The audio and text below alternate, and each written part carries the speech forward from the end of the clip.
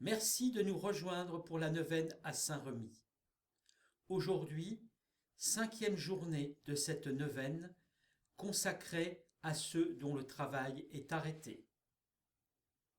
Après le texte de Patrick Demouy, l'exhortation de ce jour est donnée par le père Thierry Bettler. Nous relisons aujourd'hui le testament de Saint-Remy, par lequel il distribue à ses parents et à ses clercs le patrimoine reçu de sa famille.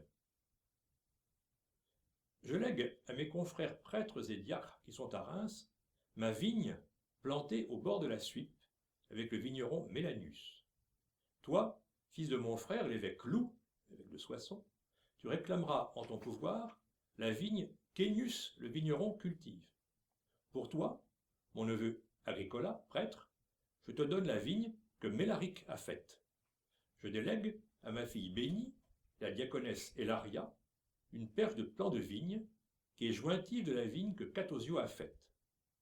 Pour Aécius, mon neveu, la vigne que j'ai plantée à Vendresse et que j'ai établie grâce à mon travail. Alors voilà une mention intéressante.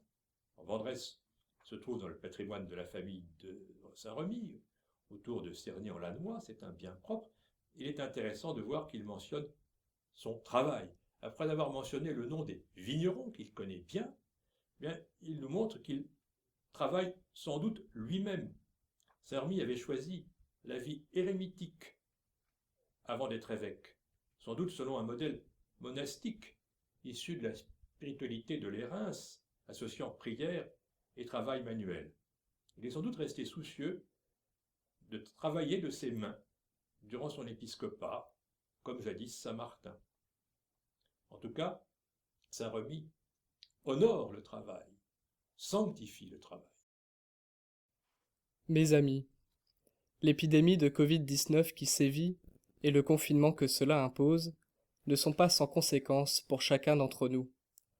Pour les malades, bien sûr, certains gravement, pour leurs familles et ceux qui les soignent et les assistent aussi, pour ceux qui sont contraints de travailler pour assurer notre subsistance, parfois au risque de leur santé, et pour ceux qui sont obligés de cesser leurs activités en mettant en danger leur situation économique.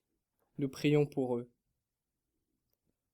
D'autres personnes, plus silencieusement, subissent aussi les conséquences de l'arrêt de toute activité sociale.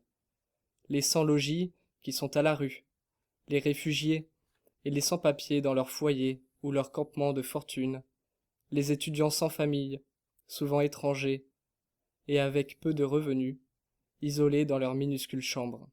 Ne les oublions pas. Comment vivre de la manche quand plus personne n'est dans la rue? Comment attendre l'assistance des bénévoles quand les associations d'aide aux démunis ne peuvent plus fonctionner? Comment toucher à temps son RSA ou son allocation quand les administrations fonctionnent au ralenti? Seigneur, toi qui as vu la misère de ton peuple quand il ployait sous les coups des Égyptiens, toi qui connais toutes les misères et les oppressions des peuples, toi qui as partagé la part des plus pauvres depuis les chemins de Palestine jusqu'au fond de nos taudis et de nos squats, écoute la prière de ceux qui souffrent en silence. En situation de crise, ce sont toujours les plus faibles qui subissent en premier les dommages. Par l'intercession de saint Remy, pasteur qui eut toujours le souci des plus pauvres de la cité, donne-nous de les voir et les entendre. Fais que nous sachions porter leurs cris dans notre prière. Apprends-nous comment les rejoindre et les aider. Toi qui te fais le Dieu des pauvres, les sans le sou, les sans logis, les sans famille, les mal-aimés, tu veux te rendre présent en eux. Ton évêque Remy nous montra comment être solidaire des plus démunis, comment relever les affligés, favoriser les veuves, nourrir les orphelins.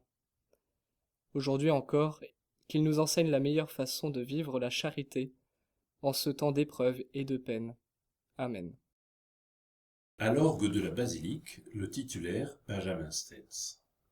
Cette musique sera suivie de la prière dite par les sœurs Clarisse et par le chant traditionnel à Saint-Remy.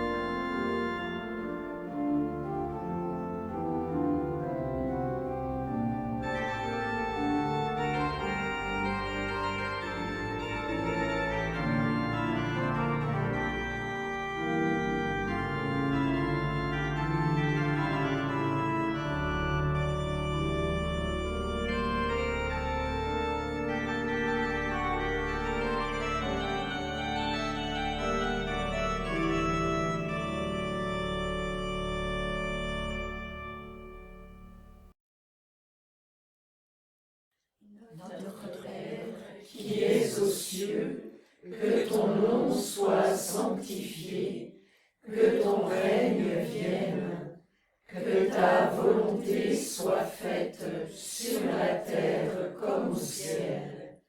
Donne-nous aujourd'hui notre pain de ce jour. Pardonne-nous nos offenses, comme nous pardonnons aussi à ceux qui nous ont offensés, et ne nous laisse pas entrer en tentation, mais délivre-nous du mal.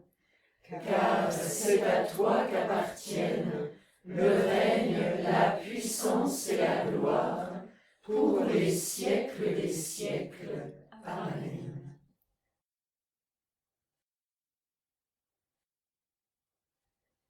Réjouis-toi, Marie, comblée de grâce, le Seigneur est avec toi. Tu es bénie entre toutes les femmes, et Jésus, ton enfant, est béni.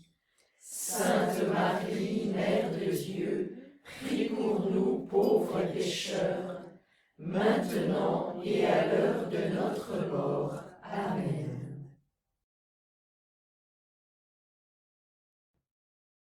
Honneur et gloire à toi, Dieu très bon, toi seul est saint, toi seul est grand, par Saint Remi, l'apôtre des Francs, conduis ton peuple vers ta maison.